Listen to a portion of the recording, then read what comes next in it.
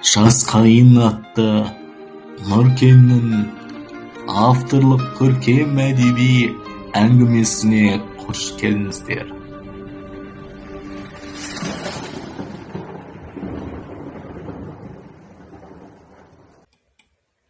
Бірінші бөлім. Шығыс Қазақстан облысының Жарма ауданында келбеттері көз тартатын екі жас жігіттің достығына бәрі сүйсінетін. Екеуі жүк көлігін қатар жүргізіп, алыс жолдарға шығатын, жол азабын жүрген білер демекші, алыс жол үстіндегі бастан өткен қиындықтар екі досты талай мәрте сынағанда. Күндердің күнінде бұл жігіттер сол ауылдың гүлдей құлпырған екі қызына үйленіп, тойларын да қатар жасайды.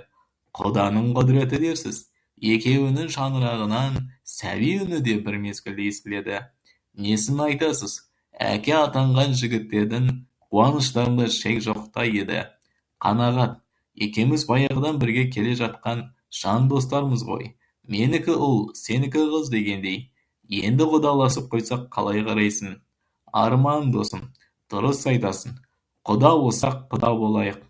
Осылайша жас әкелер уағдаласты.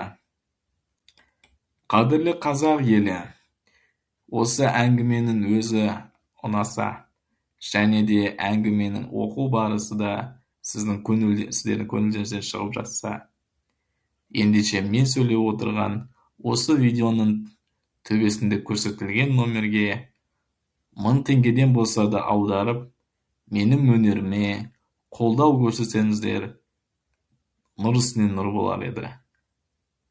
Қазағым әрқашан аман болсын.